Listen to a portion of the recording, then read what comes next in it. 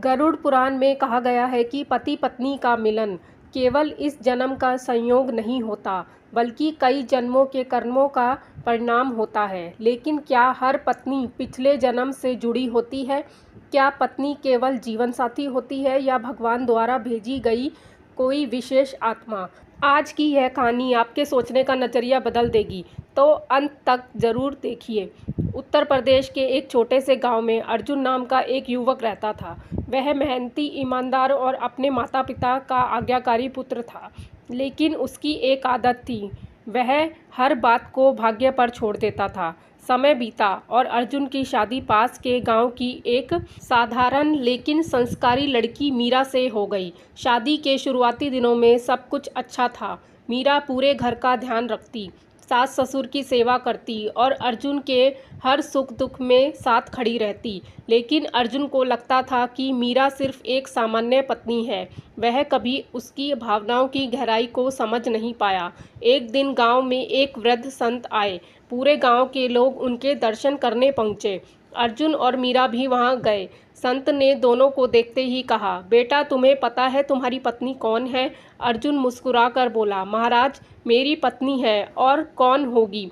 संत ने गंभीर स्वर में कहा, नहीं पुत्र, यह केवल तुम्हारी पत्नी नहीं, तुम्हारे पिछले जन्मों के कर्मों का उत्तर है। यह सुनकर अर्जुन चौंक गया। उस रात अर्जुन को एक अजीब सपना आया। उसने देखा कि वह किसी पुराने समय में एक धनी व्यापारी है। धन दौलत की कोई कमी नहीं थी, लेकिन वह घमंडी था। उसके घर में एक स्त्री थी जो हर परिस्थिति में उसका साथ देती थी।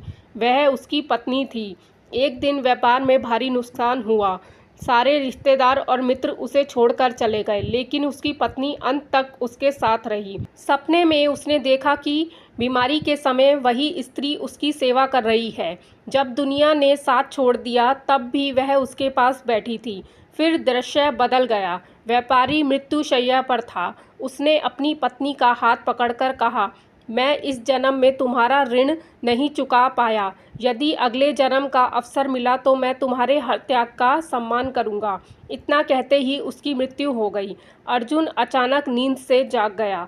सुबह उसने सपना मीरा को सुनाया। मीरा सुनकर बोली, सपने तो कभी कभी अजीब होते हैं। लेकिन अर्जुन के मन में कुछ बदलने लगा। कुछ दिनों बाद अर्जुन का व्यवसाय अचानक घाटे में चला गया। कर्ज बढ़ने लगा। जिन दोस्तों पर उसे भरोसा था वे दूर होने लगे। अर्जुन टूट गया। एक रात उसने कहा, मीरा, लगता है कि अब हमारा सब कुछ खत्म हो जाएगा। मीरा ने उसका हाथ पकड़कर कहा, जब तक मैं साथ हूँ कुछ भी खत्म नहीं हो सकता।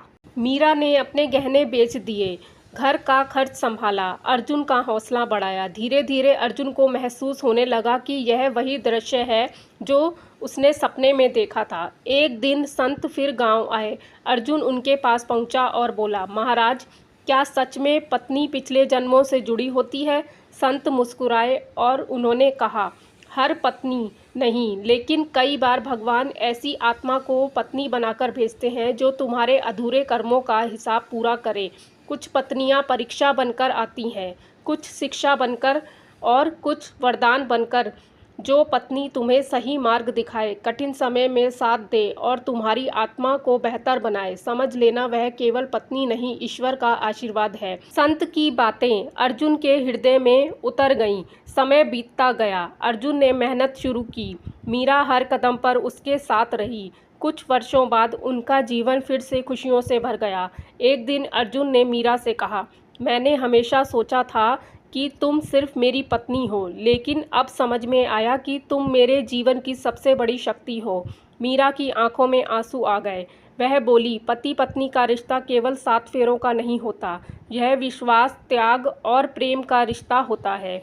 वर्षों बाद जब अर्जुन वृद्ध हुआ, तब उसने अपने पोते पोतियों को यह बात सिखाई। उसने कहा, पत्नी घर में बहू बनकर आती है, लेकिन यदि उसका सम्मान किया जाए तो वह लक्ष्मी बन जाती है। वह केवल जीवन संगनी नहीं होती, बल्कि भगवान द्वारा भेजी गई वह आत्मा होती है जो तुम्हारे सुख दुख की साथी बनती है। उस दिन अर्जुन को संत की बात पूरी तरह समझ आ गई थी। पति के जीवन में पत्नी बनकर वही आत्मा आती है जो उसके जीवन को पूर्ण बनाने के लिए नियति द्वारा चुनी गई होती है।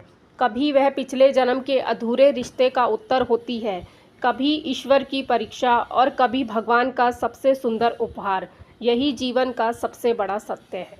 देखने के लिए धन्यवाद। कृपया लाइक, शेयर और सब्सक्राइब करें।